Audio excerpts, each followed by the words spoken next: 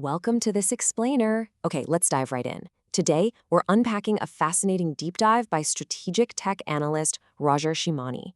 He's mapped out something that's catching a ton of corporate executives completely off guard: the unexpected and, honestly, sometimes shocking economics of enterprise AI.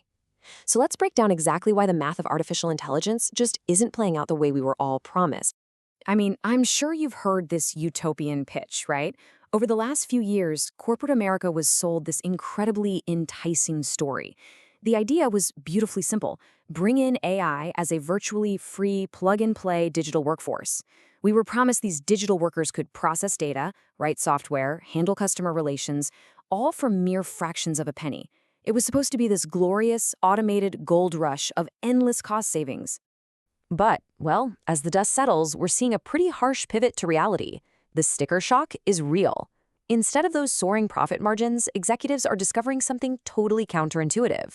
Running high-level enterprise AI is rapidly becoming way more expensive than just hiring competent, flesh-and-blood human beings. The economics are literally being rewritten right under our noses. So we've got to ask the big question: what exactly is draining all these budgets? Section 1. Hidden infrastructure debt and the token-burning era. To really grasp this era, we have to realize that back when AI was just generating simple email templates or answering basic FAQs, the operational costs were basically zero. The tech giants heavily subsidized it. But as businesses transition to complex, multi-step systems, that financial equation flips on its head. We're moving into the realm of agentic AI. These are autonomous systems designed to write code, query corporate databases, and cross-check their own work without a human holding their hand every step of the way. But to do all that, the AI doesn't just read your prompt once. It ingests and processes millions of tokens, which are basically the tiny building blocks of data, every single minute. Think of tokens like highly expensive operational fuel, and these systems are just constantly burning through it.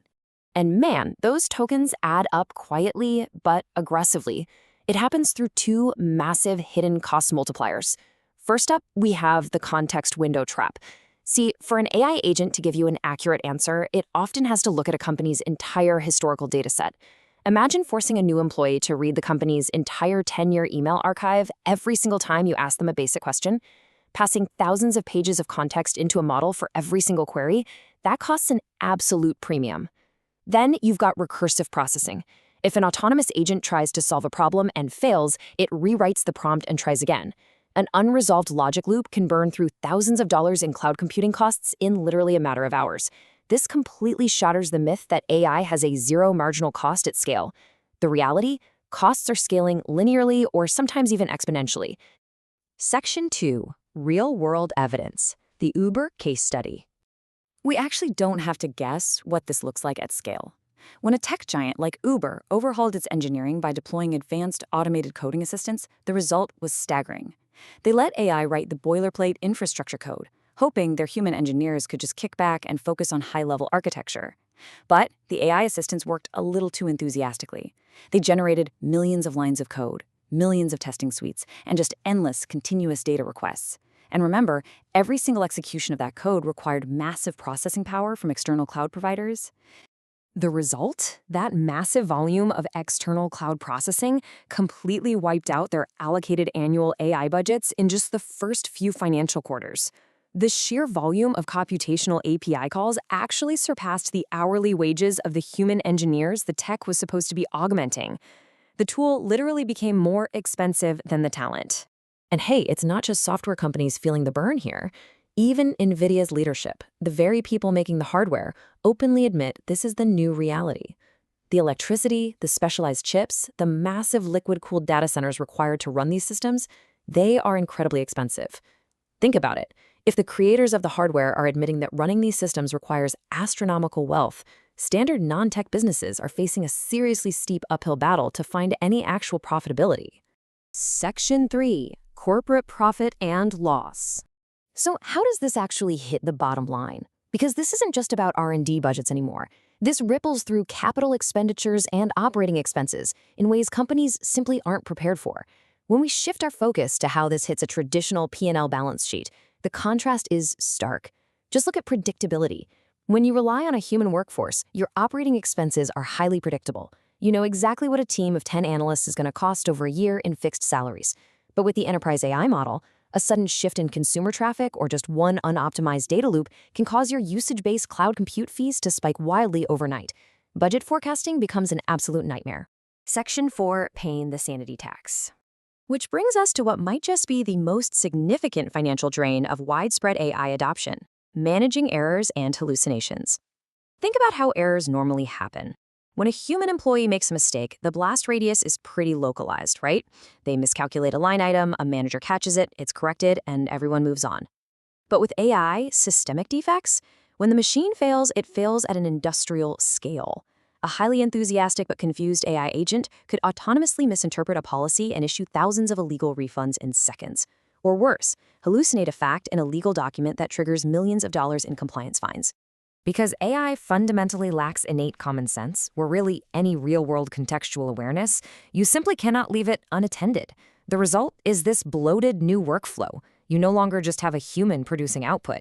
Now, you have AI mass-generating work, which absolutely requires a human auditor to step in and act as a babysitter before that output can be trusted in the real world. This right here is what we call the sanity tax. Instead of cutting labor costs, companies are paying a double premium. You're paying massively for the computing infrastructure to generate the work, and you're paying highly skilled human experts to verify the machine didn't just hallucinate the whole thing. You are essentially paying double payroll for automated tasks. Crazy, right? Section 5, the human premium. As this realization starts to set in globally, we are witnessing a massive macroeconomic shift. We're moving away from this fear of human obsolescence and entering the era of what Rajarshi calls the human premium. And this is where the economics get truly fascinating. Take a look at this number, 20 watts. The human brain is an absolute evolutionary marvel of efficiency. It runs on roughly 20 watts of power. That is the equivalent of a dim household light bulb. And the best part? It's entirely fueled by a standard daily diet. Now, contrast that 20-watt biological marvel with the alternative. To even attempt to match the nuanced reasoning of a human brain, an AI cluster requires megawatts of continuous electrical power, massive custom liquid cooling infrastructure, and millions of dollars in fiber optic routing. The energy disparity is almost unbelievable when you put them side by side. And because of that biological efficiency, the human competitive advantage is incredibly clear. Deep empathy, planning a strategic pivot in an unpredictable environment, building relationships, complex physical dexterity, exercising ethical judgment. These are the exact skills you and your teams utilize every single day, and they remain drastically cheaper, vastly more reliable, and exponentially more energy efficient than our current machine architecture. Section 6, balancing the ledger, the hybrid model. So, what's the big strategic takeaway from all of this? Does this mean businesses should just rip out their AI and go back to the stone age of completely manual workflows? Absolutely not. Forward-thinking companies aren't abandoning AI, they're just stopping the reckless pursuit of total automation. The true path to profitability lies in a balanced hybrid model. AI is utilized strictly as a tool for the heavy lifting, processing data at unprecedented speeds, sorting unstructured info, generating initial drafts, but the workflow relies firmly on human teams for high-level strategy, oversight, and final execution. To actually make this work, businesses can't just blindly adopt tech anymore. You have to run the numbers on your specific organization. You must calculate your exact financial tipping point. This means sitting down and modeling your own human salary structures, your business scale, and your estimated AI token utilization to find exactly where digital infrastructure stops saving money and starts burning it. Which leaves us with this final, incredibly important question to rethink your entire enterprise strategy. As you look at your budgets and your goals for the future, ask yourself, is your most valuable, cost-effective reasoning engine located in a multi-billion-dollar server farm, or is it sitting right between the ears of your workforce? Thanks for watching this explainer, and I really hope this helps you look at your own organization's balance sheet in a whole new light.